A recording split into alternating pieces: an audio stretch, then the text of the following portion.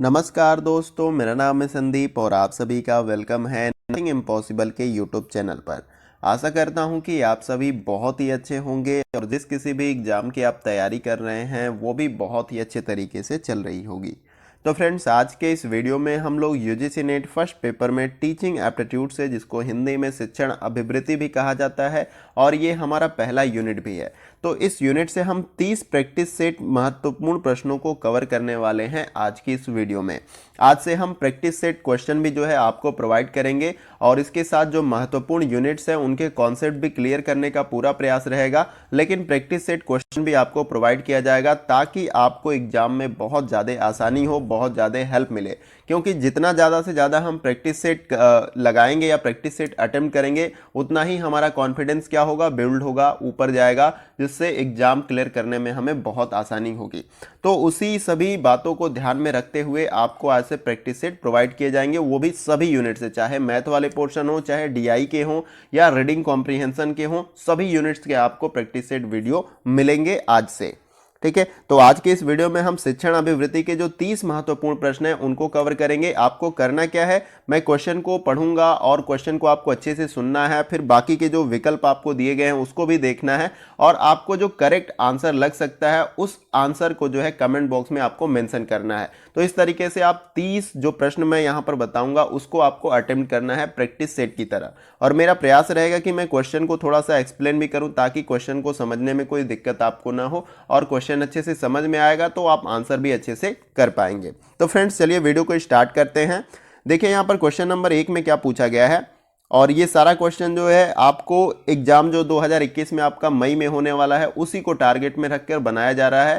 तो ये बहुत ही ज़्यादा हेल्पफुल होने वाला है। तो सभी जितने भी प्रैक्टिस सेट वीडियो आपको कंटिन्यू मिलेंगे आप उन सभी को लगाइएगा, निश्चित रूप से आपको बहुत ज़्यादा एग्जाम में हेल्प मिलेगी।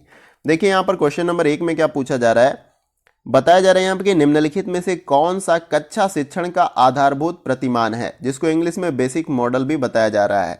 यहाँ पे 4 विकल्प दिए गए हैं। पहला है आपका अधिगम का प्रतिमान, बी दिया गया है निर्देशात्मक प्रतिमान और सी है आपका दोनों, ए और बी आपका दोनों सही है और डी ऑप्शन दिया गया यहाँ पे उपरोक्त में से कोई भी नहीं। तो सही आंसर आपको कमेंट बॉक्स में बताना है।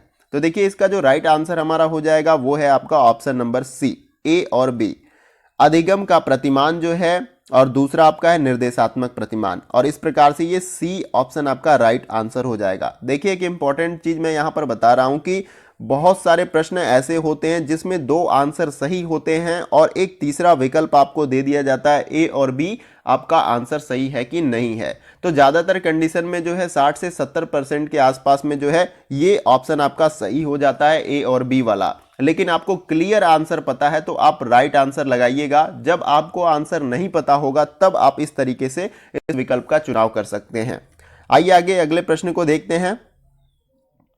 देखिए अगले प्रश्न में पूछा जा रहा है हमसे क्वेश्चन नंबर 2 में, यदि कोई व्यक्ति एक शिक्षक बनना चाहता है तो उसके लिए आधारभूत आवश्यकता क्या होगी।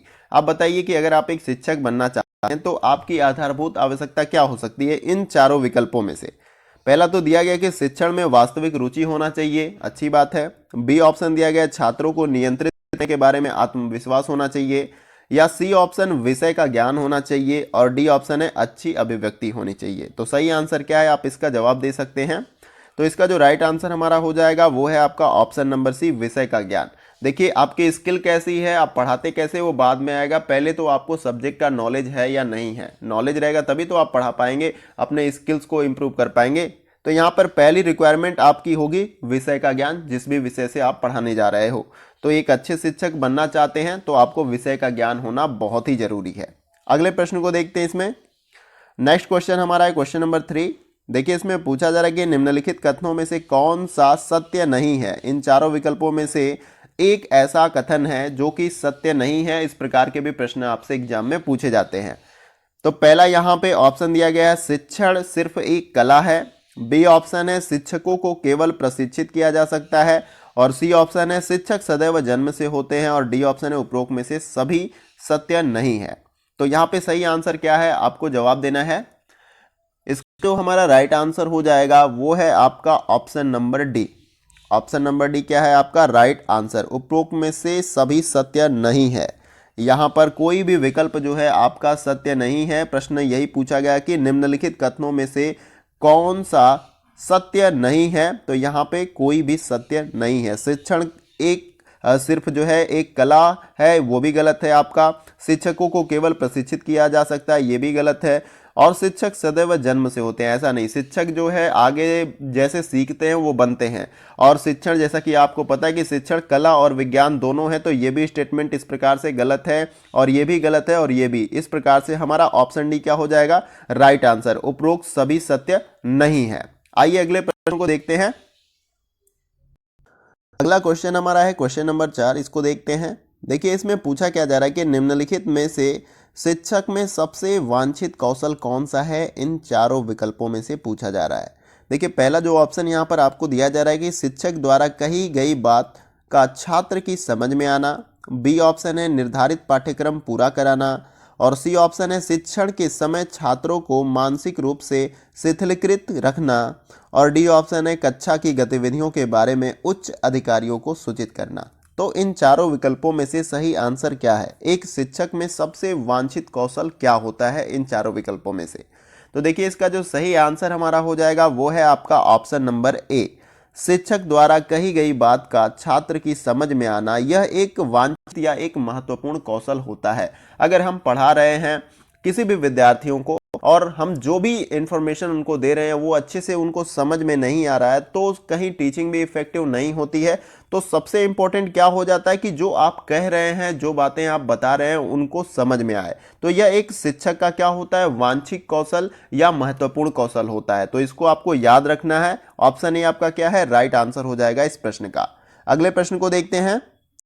देखिए अगला जो प्रश्न हमारा है क्वेश्चन नंबर 5, इसको देखते हैं। देखिए इसमें क्या पूछा जा रहा है कि सूची 1 को सूची 2 के साथ सम्मिलित कीजिए। एक तरफ सूची 1 दिया गया है, दूसरी तरफ सूची 2। पहले सूची में दिया गया है शिक्षण के स्तर के बारे में, और दूसरी तरफ दिया गया है मुख्य प्रस्तावक के बारे में। यानी कि ये जो शिक्षण के स्तर है, ये मुख्य प्रस्तावक कौन है? तो आइए इसको मैच कर लेते हैं। और इस प्रकार के प्रश्न बहुत ही ज़्यादा एग्जाम में पूछे जाते हैं। तो पहला जो आपका मैच करेगा वो पहले के साथ मैच करेगा, यानी कि स्मृति स्तर का जो शिक्षण होता है, इसके मुख्य प्रस्तावक हर्बर्ट महोदय हैं, इसको याद रखिएगा। दूसरा जो हमारा है ग्रहण शक्ति का स्तर जो है, शिक्षण का स्तर, इसके प्रस्तावक मॉरिसन महोदय हैं। और तीसरा जो यहाँ पे है विचारशील स्तर, इसके जो मुख्य प्रस्तावक हैं हंट महोदय हैं। तो इस प्रकार से आपको मैच कर लेना है अगर आपको आंसर क्लियर पता है तो। उसके बाद नीचे क्या करना है कि कूट दिया होता है, और जैसे आपने मैच किया उसके अकॉर्डिंग जो कूट आपको दिखता है उसको ट्रिक करना है। तो यहाँ पर जिस प्रकार से हमने मैच किया है उस अकॉर्डिंग जो हमारा ऑप्शन ए राइट आंसर हो जाएगा। पहले का पहला, दूसरे का दूसरा और तीसरे का तीसरा। तो ये आपको याद रखना है और इस प्रकार से प्रश्नों को सॉल्व करना है ताकि वो गलत ना हो। आइए अगले क्वेश्चन को देखते हैं। देखिए अगला जो क्वेश्चन हमारा है क्वेश्चन नंबर 6 है। इसमें देखते हैं क्या पूछा जा रहा है। देखिए इसमें पूछा जा रहा है कि निम्नलिखित में से कौन सा शिक्षण के विभिन्न स्तरों का सही क्रम है। तो यहाँ पर देखिए कि शिक्षण के स्तर दिए गए हैं और इनके क्रम कैसे हैं, यानी कि सही ऑर्डर में आपको बताना है। तो इसका देखिए पहला जो ऑप्शन यहाँ पर दिया गया है स्मृति स्तर, बोध स्तर, चिंतनशील स्तर। और बी ऑप्शन है बोध स्तर, स्मृति स्तर, चिंतनशील स्तर। और सी ऑप्शन है चिंतनशील स्तर, बोध स्तर और स्मृति स्तर। और डी ऑप्शन दिया गया है स्मृति स्तर, चिंतनशील स्तर और बोध स्तर। तो सही क्रम क्या है आपको बताना है कमेंट बॉक्स में। तो इसका जो राइट आंसर हमारा हो जाएगा वो है आपका ऑप्शन नंबर ए। देखिए पहले स्मृति स्तर की शिक्षा होती है, मेमोरी लेवल जिसको बोलते हैं। फिर उसके बाद से जो है बोध स्तर की होती है। फिर उसके बाद से जो है चिंतनशील स्तर की होती है। तो इस प्रकार से शिक्षण के स्तर हैं, शिक्षण का इसी प्रकार से जो है आगे ये बढ़ता है। पहले स्मृति स्तर का ज्ञान, फिर बोध स्तर का, फिर चिंतनशील। चिंतनशील में जो है किसी भी तथ्य या टॉपिक्स पे विद्यार्थी विचार कर सकते हैं, उसमें निर्णय ले सकते हैं। तो ये तब होगा जब बोध स्तर का ज्ञान उनको हो जाएगा। तो ये ऑर्डर सबसे परफेक्ट है और आपको इसी को सही लगाना है एग्जाम में भी। आगे देखते हैं अगले प्रश्न को। अगला जो क्वेश्चन हमारा है क्वेश्चन नंबर 7। देखिए इसमें पूछा जा रहा है कि निम्नलिखित में से कौन सा शिक्षण अधिगम में स्वतंत्र चर है। इन चारों विकल्पों में से आपको बताना है कि शिक्षण अधिगम प्रक्रिया में स्वतंत्र चर इसमें से कौन सा होता है। देखिए पहला जो ऑप्शन है शिक्षक, दूसरा ऑप्शन दिया गया है यहाँ पे संस्थान, और यहाँ पे तीसरा ऑप्शन है शिक्षार्थी, और डी ऑप्शन है माता पिता। तो इसका जो सही आंसर क्या है वो बताना है आपको कमेंट बॉक्स में। देखिए इसका जो सही आंसर हमारा हो जाएगा वो है आपका ऑप्शन नंबर ए, शिक्षक। तो शिक्षण अधिगम प्रक्रिया में जो सबसे स्वतंत्र चर होता है वो शिक्षक होता है। वो अपने हिसाब से टीचिंग भी करा सकता है और किसी भी कार्य को कर सकता है, लेकिन जो आपका विद्यार्थी होता है वो आश्रित चर होता है, यानी कि उसको जब तक पढ़ाया नहीं जाएगा वो पढ़ेगा नहीं, जो भी कॉन्सेप्ट बताया नहीं जाएगा उसको समझ में नहीं आएगा, यानी वो किसी पे आश्रित है। स्वतंत्र कौन है? शिक्षक, क्योंकि शिक्षक अपने हिसाब से सारी चीज़ों को मैनेज करता है। तो यहाँ पर आपको याद रखना होगा, अगर प्रश्न आपसे पूछा जाए कि शिक्षण अधिगम प्रक्रिया में सबसे ज़्यादा स्वतंत्र चर कौन सा होता है, तो शिक्षक होता है। अगर आश्रित चर के बारे में बात किया जाएगा तब शिक्षार्थी आपका सही हो जाएगा, लेकिन स्वतंत्र चर में शिक्षक ही आपको ट्रिक करना है। अगले प्रश्न को देखते हैं। अगला जो क्वेश्चन हमारा है क्वेश्चन नंबर 8, इसमें पूछा जा रहा है कि निम्नलिखित में से कौन सी विधि प्रत्येक शिक्षक द्वारा प्रयोग करनी चाहिए, इन चारों विकल्पों में से आपको बताना है। पहला जो ऑप्शन है विश्लेषणात्मक संश्लेषणात्मक विधि, बी ऑप्शन है संश्लेषणात्मक विश्लेषणात्मक विधि, और सी ऑप्शन है केवल विश्लेषणात्मक, और यहाँ पे डी ऑप्शन है केवल संश्लेषणात्मक। तो यहाँ पर आपको बताना है कि इन चारों विकल्पों में से कौन सी विधि प्रत्येक शिक्षक द्वारा प्रयोग करनी चाहिए। तो इसका जो राइट आंसर हमारा हो जाएगा वो है आपका ऑप्शन नंबर ए, विश्लेषणात्मक और संश्लेषणात्मक विधि का प्रयोग जो है प्रत्येक शिक्षक के द्वारा करना चाहिए। विश्लेषणात्मक का मतलब ये कि कोई भी तथ्य या टॉपिक पे अगर आप लेक्चर दे रहे हो या बच्चों को पढ़ा रहे हो तो उसका विश्लेषण अच्छे तरीके से करें ताकि विद्यार्थियों को अच्छे से समझ में आ जाए। फिर उसके बाद से बच्चे उसको संश्लेषणात्मक तरीके से तो उन सारे इन्फॉर्मेशन को अपने माइंड में रख ही लेंगे, लेकिन आपको क्या करना है, पहले एक्सप्लेन करके उनको अच्छे तरीके से क्या करना है, समझाना है। तो प्रत्येक शिक्षक द्वारा प्रयोग करनी चाहिए कौन सी विधि? विश्लेषणात्मक और संश्लेषणात्मक, आपको याद रखना है।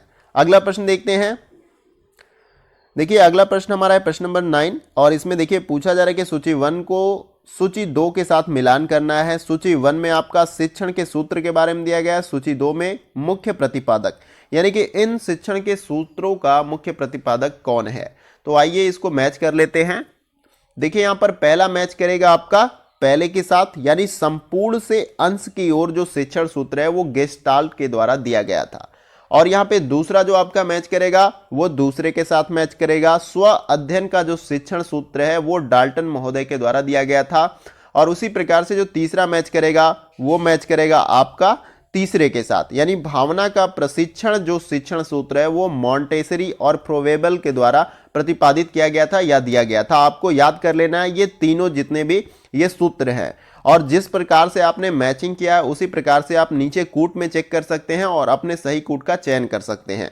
तो यहाँ पर जिस प्रकार से हमने मैच किया उस प्रकार से ऑप्शन ए हमारा राइट हो जाएगा। पहले का पहला, दूसरे का दूसरा, यहाँ पे टाइप में मिस्टेक है, ये दूसरा है, दूसरे का दूसरा, और यहाँ पे तीसरे का तीसरा। तो इस प्रकार से ऑप्शन ए क्या है हमारा राइट आंसर। अगर आपने ऑप्शन ए ट्रिक लगाया तो ये आपका सही आंसर हो जाएगा। देखिए वीडियो लगे कि फास्ट है तो आपको करना क्या है कि वीडियो को पॉज करिए, क्वेश्चन को अच्छे से पढ़िए, फिर उसके बाद जो है अपना जवाब कमेंट बॉक्स में देने का प्रयास करिए। तो चलिए फ्रेंड्स अगले क्वेश्चन को देखते हैं। अगला जो क्वेश्चन हमारा है क्वेश्चन नंबर 10। देखिए इसमें पूछा जा रहा है कि निम्नलिखित में से कौन सा कथन शिक्षण की प्रकृति को दर्शाता है इन चारों विकल्पों में से। पहला देखिए यहाँ पर बताया जा रहा है कि यह एक कला है, बी ऑप्शन है यह एक विज्ञान है, सी ऑप्शन है यह विज्ञान एवं कला दोनों है, और डी ऑप्शन है यह न तो कला है और न ही विज्ञान है। तो इन चारों विकल्पों में से सही आंसर क्या है? इसका जो राइट आंसर हो जाएगा वो है आपका ऑप्शन नंबर सी, यह विज्ञान एवं कला दोनों है। इसके बारे में अभी मैंने ऊपर के एक प्रश्न में आपको बताया था। यहाँ प्रश्न में क्या पूछा जा रहा है कि इन चारों विकल्पों में से कौन सा कथन शिक्षण की प्रकृति को दर्शाता है। तो शिक्षण जो है क्या है, कला और विज्ञान दोनों है। किस प्रकार से? कला का मतलब कि आप किसी भी टॉपिक को सरल माध्यम से अच्छे तरीके से विद्यार्थियों को समझा जाते हैं, तो वो क्या है, वो आपका स्किल है, कला है, आर्ट है। और उसी प्रकार से विज्ञान का मतलब आप जो भी इक्विपमेंट इस्तेमाल करते हो शिक्षण को आसान बनाने के लिए, चाहे ब्लैक बोर्ड है, चाहे आप डिजिटल बोर्ड का इस्तेमाल कर रहे हैं, चाहे टैबलेट या लैपटॉप, किसी भी तरीके का, तो वो क्या है, साइंस की कैटेगरी में आ जाता है। यानी कि विज्ञान का भी आप इस्तेमाल कर रहे हैं और कला का भी। तो इसी प्रकार से शिक्षण क्या है, कला और विज्ञान दोनों है। ये प्रश्न बहुत ही महत्वपूर्ण है, कई बार एग्जामों में पूछा भी जा चुका है और संभावनाएं हैं कि आने वाले एग्जाम में ये पूछा भी जाए। तो ऑप्शन सी आपका राइट आंसर हो जाएगा। अगला प्रश्न देखते हैं। देखिए अगला क्वेश्चन हमारा क्वेश्चन नंबर 11, इसमें पूछा जा रहा है कि निम्नलिखित में से कौन सा क्रम शिक्षण के 3 स्तरों को दर्शाता है। इन विकल्पों में से आपको बताना है। यहाँ पे कुछ शिक्षण के स्तर दिए गए हैं, आपको इसको पढ़ना है और बताना है कि 3 स्तरों को दर्शाते हैं, उसको आपको फाइंड करना है। पहला देखिए यहाँ पर क्या दिया गया, शिक्षण का स्मृति स्तर, दूसरा है शिक्षण का बोध स्तर, और तीसरा है शिक्षण का चिंतनशील स्तर, और डी है शिक्षण का पेडागोजिकल स्तर। तो इन चारों जो कथन दिए गए हैं उसमें से आपको 3 सही कथन को जो है बताना है। नीचे कूट दिए गए हैं और सही आंसर को आपको कमेंट बॉक्स में मेंशन करना है। तो देखिए इसका जो राइट आंसर हमारा हो जाएगा वो है आपका ऑप्शन नंबर ए। अभी मैंने इसके बारे में आपको बताया। यहां पर ऑप्शन ए क्या है, राइट आंसर हो जाएगा। प्रश्न में यही पूछा है कि निम्नलिखित या इन सभी कथनों में से कौन सा क्रम शिक्षण के 3 स्तरों को दर्शाता है। तो पहले जो शिक्षा होती है वो स्मृति स्तर की होती है बच्चों की, फिर दूसरा जो है बोध स्तर की, जिसमें किसी भी तथ्यों के बारे में उनको बोध होता है, फिर उस पर वो चिंतन करते हैं, उसके बारे में खुद से समझने का प्रयास करते हैं, तो वो चिंतनशील स्तर की शिक्षा होती है। तो ये 3 क्रम होते हैं। क्रम से लगाने के लिए भी प्रश्न पूछ सकता है, तो स्मृति स्तर, बोध स्तर और चिंतनशील स्तर, इस प्रकार से क्रम होगा। और 3 स्तरों के बारे में पूछा जाए जो शिक्षण के क्रम को दर्शाता है, तो वो है आपका स्मृति स्तर, बोध स्तर और चिंतनशील स्तर। तो यहां पर जो है आपका ऑप्शन ए राइट आंसर हो जाएगा। देखिए प्रश्न किसी भी प्रकार से जो है आपको मॉडिफाई या कुछ भी घुमा फिरा के पूछ सकता है, लेकिन आपका जो कॉन्सेप्ट है, जो पॉइंट्स मैंने बता रहा हूं वो क्लियर होगा तो आप आंसर बहुत ही आसानी से कर पाएंगे। अगला प्रश्न देखते हैं। देखिए अगले क्वेश्चन में पूछा जा रहा है, क्वेश्चन नंबर 12 है, निम्नलिखित में से शिक्षण में कौन सा मुख्य परिवर्तन आधुनिक समय में मुख्यतः देखने को मिलता है इन चारों विकल्पों में से। पहला जो ऑप्शन दिया गया यहां पर, यह शिक्षार्थी केंद्रित होती जा रही है, बी ऑप्शन है यह प्रशिक्षु केंद्रित होती जा रही है, और सी ऑप्शन है यह समूह केंद्रित होती जा रही है, और डी ऑप्शन है उपरोक्त में से कोई नहीं।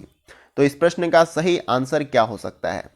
तो इसका जो राइट आंसर हमारा हो जाएगा वो है आपका ऑप्शन नंबर ए, यह शिक्षार्थी केंद्रित होती जा रही है। देखिए शिक्षार्थी और शिक्षक केंद्रित का मतलब क्या होता है ये समझ लीजिए। शिक्षक केंद्रित का मतलब होता है कि शिक्षक जिस प्रकार से चाहता है विद्यार्थियों को सिखाना, विद्यार्थियों को उसी प्रकार से सीखना पड़ेगा शिक्षार्थी केंद्रित के अंतर्गत।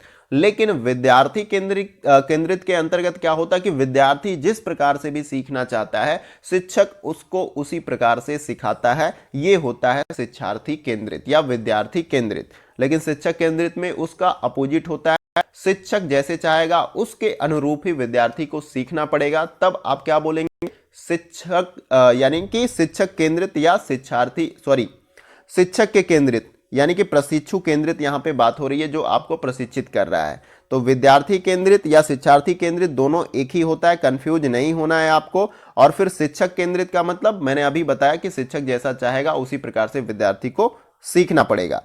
तो यहां पर आपका ऑप्शन ए क्या हो जाएगा, राइट आंसर, क्योंकि वर्तमान समय में विद्यार्थी से सीख रहे हैं उसी के अनुरूप जो है शिक्षक उनको सिखाने का प्रयास कर रहे हैं, इसलिए वो जो है शिक्षार्थी केंद्रित जो है हमारा शिक्षण पद्धति पूरी तरह से है।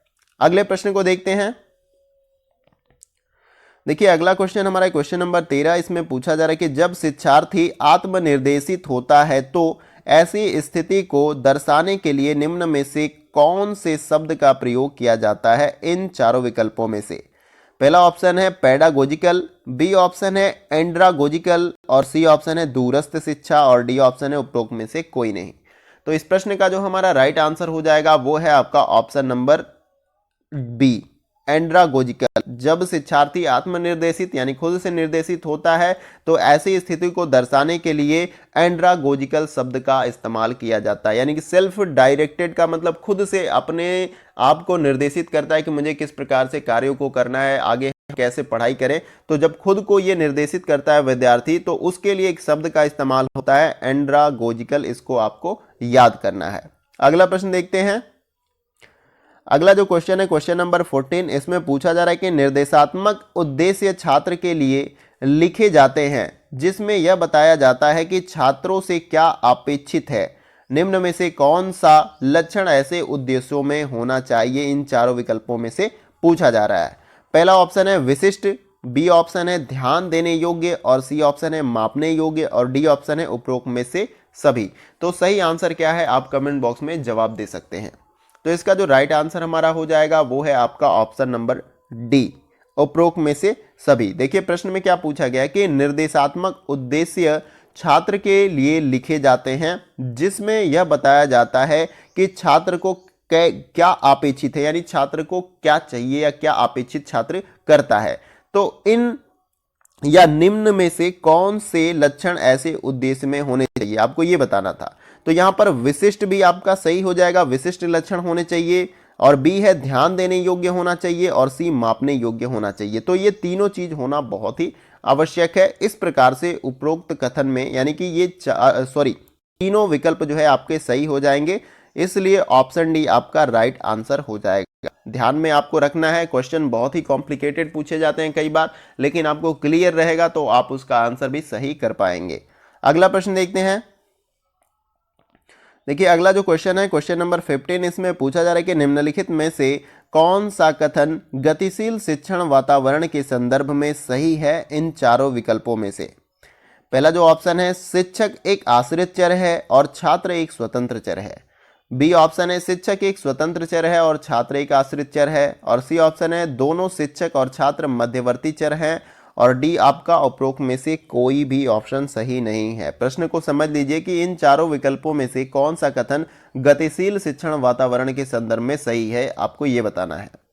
तो इसका जो सही आंसर हमारा हो जाएगा वो है आपका ऑप्शन नंबर बी, शिक्षक एक स्वतंत्र चर है और छात्र एक आश्रित चर है। अभी मैंने इसके बारे में एक क्वेश्चन में आपको बताया था। शिक्षक स्वतंत्र चर का मतलब शिक्षक जिस प्रकार से चाहता है उस प्रकार से विद्यार्थियों को सिखाता है, और वो जो भी कार्य करता है उसके अनुरूप ही जो है विद्यार्थी सीखता है। यानी कि विद्यार्थी जो है पूरी तरह से क्या है, डिपेंडेंट है शिक्षक के। अगर शिक्षक नहीं चाहेगा तो विद्यार्थी पढ़ नहीं पाएगा, ठीक है। क्लासरूम में जब वो क्लास नहीं लेगा तो वो कुछ सीख नहीं पाएगा, यानी वो पूरी तरह से शिक्षक के ऊपर आश्रित है। तो छात्र एक आश्रित चर है और शिक्षक स्वतंत्र चर है, वो विद्यार्थियों पे आश्रित नहीं है, ठीक है। तो इसलिए वो क्या है, स्वतंत्र चर है और छात्र आश्रित चर है। इसको याद रखिएगा, ये प्रश्न इंपॉर्टेंट है। अगला क्वेश्चन देखते हैं। अगला क्वेश्चन नंबर 16, इसमें पूछा जा रहा है कि निम्नलिखित शिक्षण स्तर में कौन सा स्तर कक्षा में पर्याप्त वातावरण के लिए खुला और स्वतंत्र होना आवश्यक है इन चारों विकल्पों में से। पहला जो ऑप्शन है स्मृति स्तर, सी ऑप्शन यहाँ पे दिया गया चिंतनशील स्तर, और डी ऑप्शन है बोध स्तर, और डी ऑप्शन है उपरोक्त में से सभी। तो इन चारों विकल्पों में से सही आंसर क्या हो सकता है। देखिए प्रश्न में क्या पूछा जा रहा है कि इन चारों विकल्पों में से शिक्षण स्तर में कौन सा स्तर कक्षा में पर्याप्त वातावरण के लिए खुला और स्वतंत्र होना आवश्यक है। तो इस प्रश्न का जो हमारा सही आंसर हो जाएगा वो है आपका ऑप्शन नंबर सी, चिंतनशील स्तर। देखिए टाइप में मिस्टेक है, ऊपर नीचे ऑप्शन हो गया, लेकिन यहाँ पे चिंतनशील स्तर आपका सही आंसर हो जाएगा। इसको आपको याद रखना है। चिंतनशील स्तर में विद्यार्थी खुद से चीज़ों के बारे में, तथ्यों के बारे में सोचता है, उस पर चिंतन करता है और खुद से उसको जानने का प्रयास करता है। और प्रश्न में यही पूछा गया है कि इन चारों विकल्पों में से शिक्षण के स्तर में कौन सा स्तर कक्षा में पर्याप्त वातावरण के लिए खुला और स्वतंत्र होना आवश्यक है। तो चिंतनशील स्तर, जिसमें विद्यार्थी खुद से किसी तथ्य के बारे में चिंतन और सोच सके। अगला प्रश्न देखते हैं।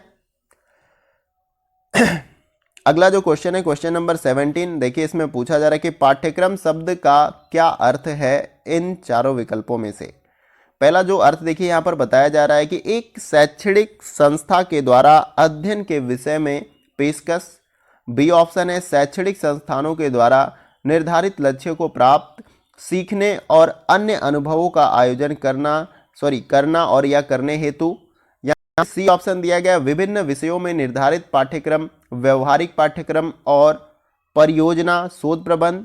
और डी ऑप्शन यहाँ पर है शिक्षा के स्तर को आहर्ता प्राप्त करने के लिए सिद्धांत और व्यवहारिक पाठ्यक्रम पूरा करना। तो आपको बताना है पाठ्यक्रम शब्द का अर्थ क्या होता है। देखिए इसका जो सही आंसर हमारा हो जाएगा वो है आपका ऑप्शन नंबर बी।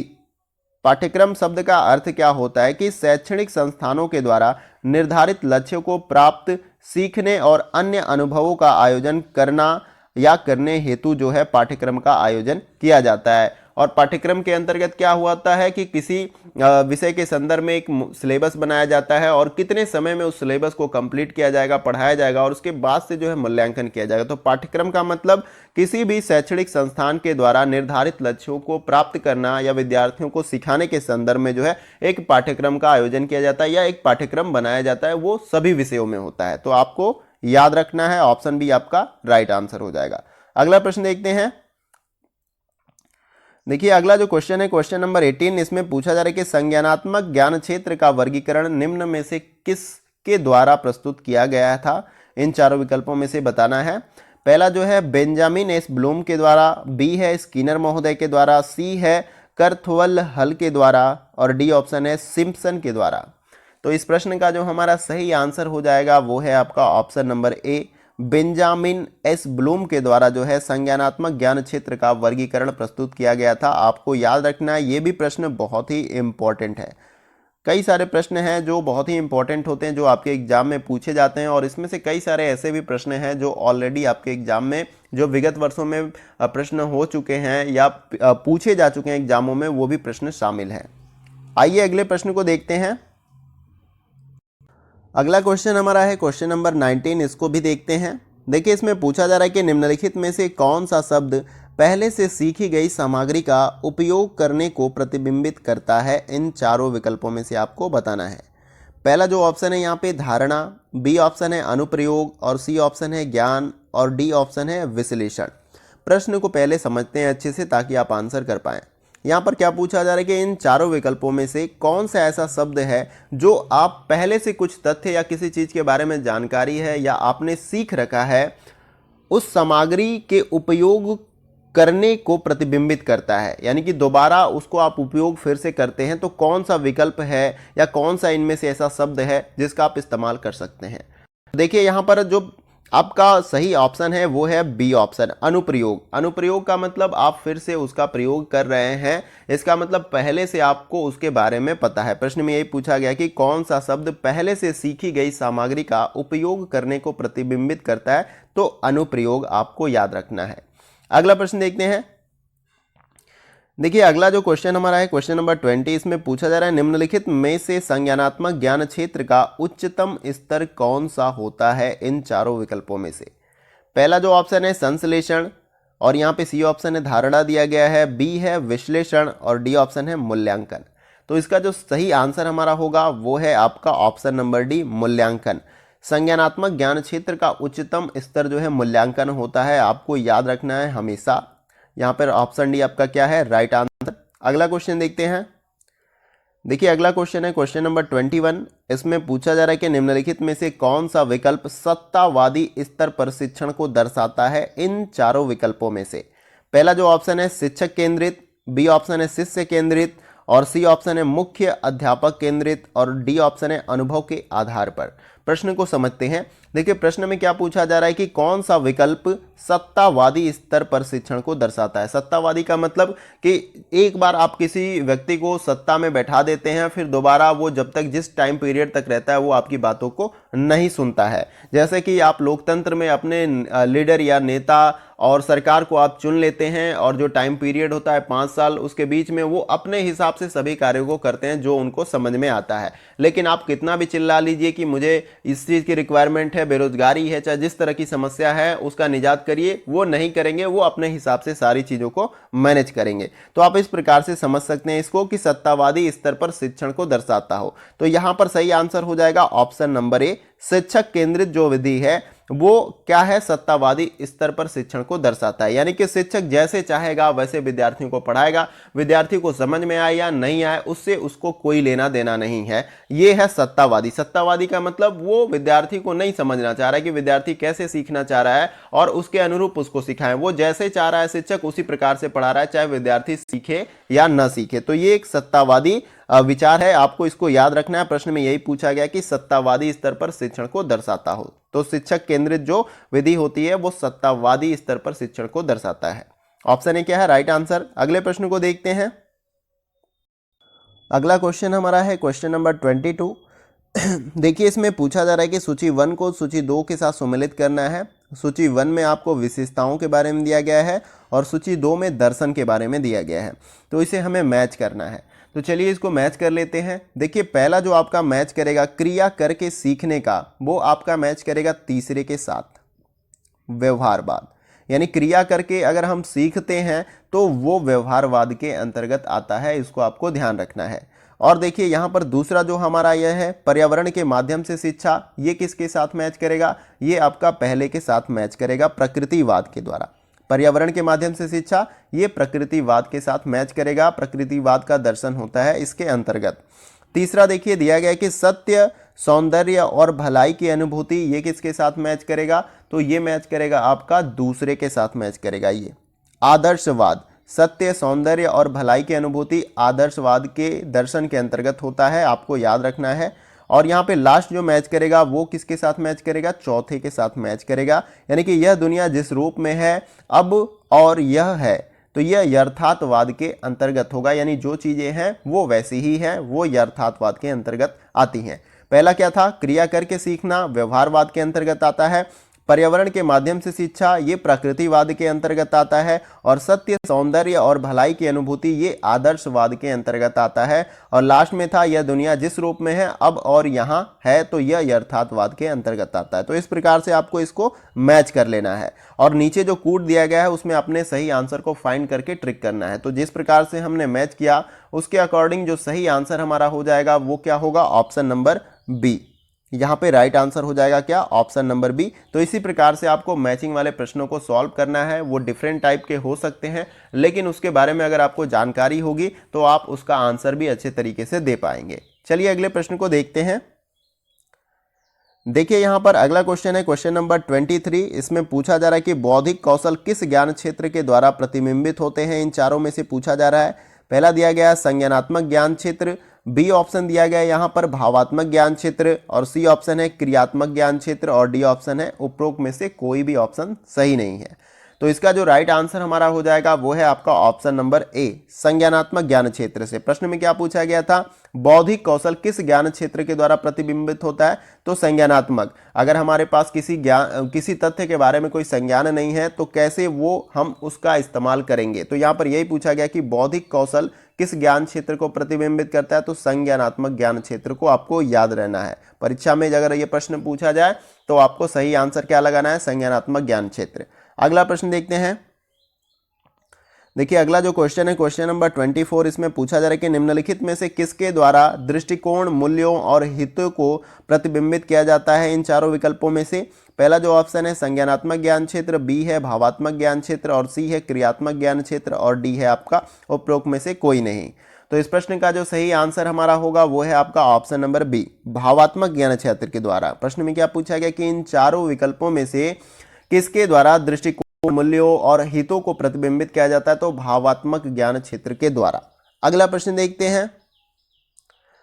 अगला जो प्रश्न हमारा है प्रश्न नंबर या क्वेश्चन नंबर 25। इसमें पूछा जा रहा है कि निम्नलिखित में से कौन सा ज्ञान क्षेत्र शारीरिक कौशल से संबंधित है इन चारों विकल्पों में से। पहला जो है संज्ञानात्मक ज्ञान क्षेत्र, बी है भावात्मक ज्ञान क्षेत्र, सी है मनोसंचलित ज्ञान क्षेत्र, और डी है यहाँ पे उपरोक्त में से कोई नहीं। तो इस प्रश्न का जो सही आंसर होगा हमारा वो है आपका ऑप्शन नंबर सी, मनोसंचलित ज्ञान क्षेत्र। प्रश्न में यही पूछा जा रहा है कि इन चारों विकल्पों में से कौन सा ज्ञान क्षेत्र शारीरिक कौशल से संबंधित है, तो मनोसंचलित ज्ञान क्षेत्र जो है ये शारीरिक कौशल से संबंधित है आपका। अगला क्वेश्चन देखते हैं।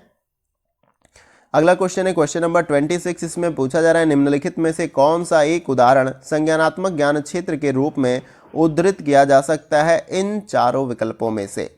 पहला जो ऑप्शन है किसी विशेष विषय का वर्णन करना, बी है फोटो फिल्म का विकास, और सी ऑप्शन है निबंध लिखना, और डी ऑप्शन है अनुरक्षण का उत्तरदायित्व लेना। इन चारों में से कौन सा विकल्प सही हो सकता है, तो इसका जो राइट आंसर हमारा होगा वो है आपका ऑप्शन नंबर ए, किसी विशेष विषय का वर्णन करना जो है वो आपका संज्ञानात्मक ज्ञान क्षेत्र के रूप में उद्धृत किया जा सकता है। यानी कि जब तक आपको किसी ज्ञान के बारे में पता नहीं होगा, तथ्य के बारे में पता नहीं होगा, तो आप उस विषय के किसी टॉपिक का वर्णन अच्छे से नहीं कर सकते। तो ये संज्ञानात्मक ज्ञान क्षेत्र के रूप में उद्धृत किया जा सकता है।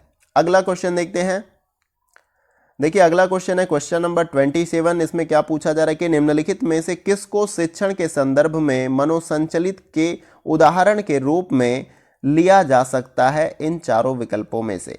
पहला जो ऑप्शन है पर्यावरण प्रदूषण के लिए जागरूकता को दर्शाना, बी ऑप्शन है प्रयोग करना, सी ऑप्शन है 2 प्रयोगों के परिणामों का लेखा करना, और डी ऑप्शन है एक कहानी का वर्णन करना। तो इन चारों में से सही आंसर क्या हो सकता है? तो इसमें से जो सही आंसर है वो है आपका ऑप्शन नंबर बी, प्रयोग करना। प्रश्न में क्या पूछा गया कि इन चारों विकल्पों में से किसको शिक्षण के संदर्भ में मनोसंचलित जो ज्ञान क्षेत्र होता है उसके उदाहरण के रूप में लिया जा सकता है? तो प्रयोग करना। पहला बोध स्तर आता है, सॉरी पहला जो है शिक्षण की जो स्तर है वो स्मृति है, फिर बोध है, फिर उसके बाद से क्या है आपका चिंतनशील स्तर है। तो इस प्रकार से जो लास्ट में मनोसंचलित आता है ज्ञान क्षेत्र के अंतर्गत प्रयोग करना आता है, आपको याद रखना है। अगला क्वेश्चन देखते हैं। अगला क्वेश्चन है क्वेश्चन नंबर 28। देखिए इसमें पूछा जा रहा है कि निम्नलिखित कथनों में से कौन सा कथन असत्य है, इन चारों में से आपको बताना है। पहला जो है यहाँ पर ऑप्शन शिक्षा और शिक्षण एक ही अवधारणा है। बी ऑप्शन है शिक्षा और शिक्षण में अंतर है। सी ऑप्शन है शिक्षा शिक्षण प्रशिक्षण, सॉरी यहाँ पे दिया गया है शिक्षा शिक्षण प्रशिक्षण और अनुसंधान की तुलना में एक व्यापक शब्द है। डी ऑप्शन है उपरोक्त में से सभी सही है। प्रश्न में पूछा गया कि इन चारों विकल्पों में से कौन सा कथन असत्य है, उसको आपको ढूंढना है। तो इसका जो राइट आंसर हमारा हो जाएगा वो है आपका ऑप्शन नंबर ए, शिक्षा और शिक्षण एक ही अवधारणा है। ये आपका गलत है। शिक्षा और शिक्षण दोनों अलग अलग अवधारणा है, आपको याद रखना है। बाकी की ये तीनों सही है। जैसे शिक्षा और शिक्षण में अंतर है, जाहिर सी बात है शिक्षा अलग चीज़ है, शिक्षा हम प्राप्त करते हैं। शिक्षण जो एक क्रिया है जो टीचर्स के द्वारा की जाती है, विद्यार्थियों की शिक्षक के द्वारा की जाती है शिक्षण की क्रिया। तो शिक्षा और शिक्षण में अंतर होता है, आपको याद रखना है। सी जो ऑप्शन है शिक्षा शिक्षण प्रशिक्षण और अनुसंधान की तुलना में एक व्यापक शब्द है, तो ये भी सही है आपका। और यहाँ पे ऑप्शन डी भी उपरोक्त में सभी सही है, ये आपका नहीं सही है। तो इस प्रकार से जो सबसे असत्य हमारा कथन है वो है आपका ऑप्शन नंबर, ये याद रखना है। अगला क्वेश्चन देखते हैं। देखिए किसी भी प्रश्न को लेकर अगर आपको डाउट होगा तो कमेंट बॉक्स में आप पूछ सकते हैं, उसका आंसर या उसके बारे में जो है डिटेल्स मैं आपको कमेंट बॉक्स में बताने का प्रयास करूंगा अगर किसी प्रश्न को लेकर आपको डाउट होता है। अगला क्वेश्चन है क्वेश्चन नंबर 29। देखिए इसमें पूछा जा रहा है कि निम्नलिखित में से कौन सा शिक्षण के क्षेत्र में विशेषज्ञता को दर्शाता है, इन चारों विकल्पों में से। पहला ऑप्शन है अवधारणाओं का ज्ञान, बी ऑप्शन है शिक्षण कौशल, और सी ऑप्शन है निर्णय लेने का कौशल, और डी ऑप्शन है उपरोक्त में से सभी। तो इस प्रश्न का जो हमारा सही आंसर हो जाएगा वो है आपका ऑप्शन नंबर डी, उपरोक्त में से सभी। प्रश्न में क्या पूछा गया है, इन चारों विकल्पों में से कौन सा शिक्षण के क्षेत्र में विशेषज्ञता को दर्शाता है। तो अवधारणाओं का ज्ञान, जो पहले से जो ज्ञान दिया जा चुका है उसका ज्ञान हो किसी विषय के संबंध में, और शिक्षण का कौशल हो, और उसके साथ निर्णय लेने का कौशल हो। तो इस प्रकार से उपरोक्त में से सभी विकल्प हमारा सही हो जाएगा शिक्षण के क्षेत्र में विशेषज्ञता को दर्शाने के लिए। यानी कि ज्ञान भी उसके पास है, शिक्षण के कौशल भी है, और निर्णय लेने की क्षमता, तो ये जो है उसकी विशेषज्ञता को दर्शाता है शिक्षण के क्षेत्र में। अगला क्वेश्चन देखते हैं, और ये वीडियो का हमारा लास्ट क्वेश्चन होगा। Question number 30। इसमें देखिए पूछा जा रहा है कि निम्न में से किस प्रकार का व्यक्तित्व शिक्षण के दृष्टिकोण से सबसे अधिक अनुपयुक्त है, इन चारों विकल्पों में से। पहला जो ऑप्शन है जो एक कठोर अनुशासक है, बी ऑप्शन है जो अपने विषय को अच्छी तरह से जानता है, और सी ऑप्शन है जिसकी शिक्षण में कोई अभिरुचि नहीं है, और डी ऑप्शन दिया गया है जो नैतिक मूल्यों को सिखाता है। तो आपको बताना है कि इन चारों विकल्पों में से किस प्रकार का व्यक्तित्व शिक्षण के दृष्टिकोण से सबसे अधिक अनुपयुक्त है। अनुपयुक्त आपको बताना है, उपयुक्त नहीं।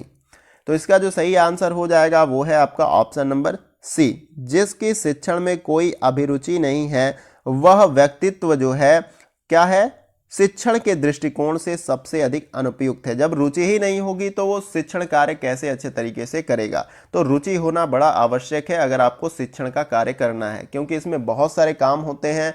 आपको देखिए बच्चे किताबों को अच्छे से समझ नहीं सकते, लेकिन आपको किताबों को अच्छे से अध्ययन करना है और उनको सरल भाषा में बहुत ही जिस तरीके से वो सीखते हैं आपको बताना है। तो अगर आप रुचि शिक्षण में नहीं लेंगे तो आप बेहतर परफॉर्मेंस नहीं दे पाएंगे या बेहतर नहीं कर पाएंगे शिक्षण के दौरान। तो यहाँ पर सी ऑप्शन आपका राइट आंसर हो जाएगा। और ये प्रश्न जो हमारा था वीडियो का लास्ट क्वेश्चन था। जैसा कि मैंने स्टार्टिंग में आपको बताया था कि आज की इस वीडियो में हम शिक्षण अभिवृत्ति से 30 महत्वपूर्ण प्रैक्टिस सेट प्रश्नों को कवर करेंगे जो आपके एग्जाम के पॉइंट ऑफ व्यू से बहुत ही इंपॉर्टेंट है। और इसी प्रकार की प्रैक्टिस सेट प्रश्नों की सीरीज जो है आपको परीक्षा जब तक हो नहीं जाती तब तक मिलती रहेगी, जिससे कि आपका एग्जाम में बहुत ज़्यादा से ज़्यादा हेल्प हो सके, ज़्यादा से ज़्यादा मदद हो सके। और देखिए, किसी भी प्रश्न को लेकर आपको डाउट होता है तो आप उसके लिए परेशान ना हो, उसके लिए कमेंट करें मुझे, मैं देखूंगा कि क्या प्रश्न में डाउट है, क्या समस्या है, और उसको चेक करके आपको उसका सही आंसर या एक्सप्लेनेशन आपको कमेंट बॉक्स में बताने का प्रयास करूंगा। हो सकता है कि मैंने इतना सारा टाइप किया है, उस टाइप में कुछ एरर हो सकते हैं, लेकिन आपको उस एरर्स के बारे में बताना है कि क्या समस्या है, ताकि मैं आपका समाधान कर पाऊं। और वीडियो कैसा लगा इसके बारे में भी आप कमेंट बॉक्स में अपना फीडबैक दे सकते हैं। क्या कुछ इसमें और इंप्रूवमेंट किया जा सकता है वीडियो में, उसके बारे में भी आपका सजेशन होगा तो वो भी आप दे सकते हैं। क्योंकि देखिए, हमारा उद्देश्य यही है बस कि ज़्यादा से ज़्यादा आप सभी की हेल्प की जाए, चाहे वो प्रश्नों को लेकर हो, चाहे कॉन्सेप्ट को लेकर। अगर कोई कॉन्सेप्ट आपका डाउटफुल है किसी भी यूनिट से, तो आप उस टॉपिक को भी मुझे बता सकते हैं। मैं उस टॉपिक पे भी पर्टिकुलर वीडियो बनाकर आपको प्रोवाइड करूंगा, ताकि आपका टॉपिक या कॉन्सेप्ट क्लियर हो सके। और इसके साथ साथ मैं प्रयास करूंगा कि सभी यूनिट्स को तो कवर करना पॉसिबल नहीं है टॉपिक वाइज, लेकिन जो महत्वपूर्ण होंगे उनको कवर करने का प्रयास होगा। तो वीडियो कैसा लगा इसके बारे में जरूर बताइएगा कमेंट बॉक्स में। वीडियो कहीं से भी अच्छा लगे तो वीडियो को लाइक करिएगा, क्योंकि आपके एक लाइक से हमें बहुत सारा मोटिवेशन मिलता है। हमें लगता है कि हम जो एफर्ट कर रहे हैं, जो मदद कर रहे हैं, वो कहीं पहुंच रही है और लोगों को इससे फायदा हो रहा है। तो आप लाइक करेंगे तो हमें मोटिवेशन मिलेगा, और इसी प्रकार के कार्य हम निरंतर करते रहेंगे। इसके साथ ही साथ अगर आपको वीडियो अच्छा लग रहा है तो वीडियो को दूसरों को शेयर करिए, ताकि इस वीडियो से दूसरे लोगों को भी मदद मिल सके, दूसरे विद्यार्थियों को मदद मिल सके। और इस चैनल पे अगर आप नए हैं तो चैनल को सब्सक्राइब कर सकते हैं, और उसके बगल में जो बेल आइकन का बटन होता है उसको आप जरूर प्रेस कर लीजिएगा, क्योंकि इस चैनल पे जब कभी भी कोई वीडियो अपलोड की जाएगी तो उसकी नोटिफिकेशन आपको बहुत ही आसानी के साथ प्राप्त हो जाएगी, और कोई भी वीडियो जो कि इंपॉर्टेंट होगी वो मिस नहीं कर पाएंगे आप। तो फ्रेंड्स, आज के वीडियो में बस इतना ही। फिर मिलते हैं नेक्स्ट वीडियो में कुछ और महत्वपूर्ण प्रश्नों के साथ। तब तक के लिए जय हिंद, जय भारत।